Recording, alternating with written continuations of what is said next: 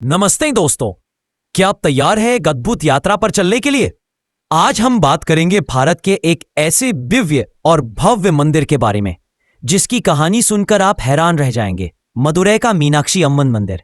क्या आपने कभी सोचा है कि एक ऐसा मंदिर हो सकता है जिसकी नींव स्वयं भगवान ने रखी हो, या एक ऐसी नगरी जिसका आकार एक कमल के फूल जैसा हो? मीनाक्षी मंदिर सिर्फ एक मंदिर नहीं, यह सदियों पुरानी कला, आस्था और वास्तुकला का एक जीता जागता प्रमाण है। तो चलिए बिना किसी देरी के इस रहस्यमय मंदिर की गहराई में उतरते हैं।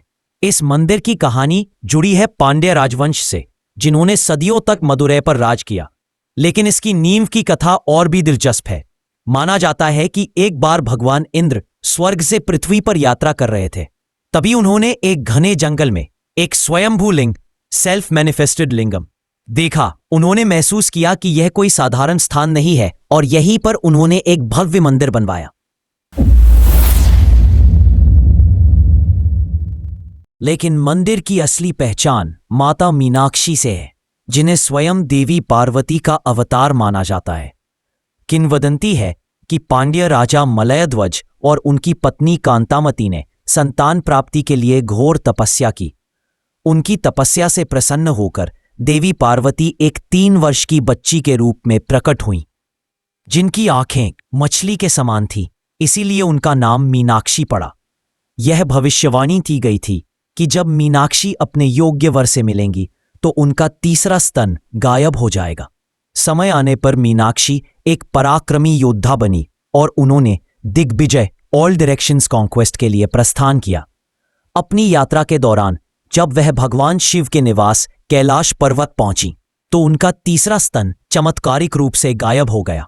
उन्हें तुरंत जात हो गया कि भगवान शिव ही उनके दिव्य पति हैं।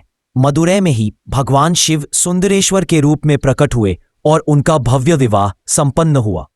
मीनाक्षी मंदिर इसी दिव्य जोड़े को समर्पित है। मीनाक्षी मंदिर सिर्फ अपनी कहानी के लिए ही नहीं, बल्कि अपनी अद्भुत वास्तुकला के लिए भी विश्व प्रसिद्ध है। यह मंदिर लगभग 14 एकड़ में फैला हुआ है और इसमें 14 भव्य गोपुरम, टावर गेटवेज है। ये गोपुरम रंगीन मूर्तियों से सजे हुए हैं, जिनमें हजारों देवी देवताओं, पौराणिक कथाओं और जीव जंतुओं के दृश्य उकेरे गए हैं। ऐसा लगता है मानो एक पूरी कहानी इन मूर्तियों में जीवंत हो उठी हो। मंदिर के अंदर कई मंडपम हैं, जिनमें से प्रत्येक अपनी अनूठी कला और नक्काशी के लिए जाना जाता है। अय्यरामकल मंडपम में 1000 खंभे हैं और आश्चर्य की बात यह है कि प्रत्येक खंभे पर एक अलग और बारीक नक्काशी की गई है। कल्याण मंडपम वह स्थान है जहां मीनाक्षी और सुंदरेश्वर का दिव्य विवाह मनाया जाता है। क्या आप जानते हैं कि मीनाक्षी मंदिर को 7 अजूबों की सूची में शामिल करने के लिए नामांकित किया गया था?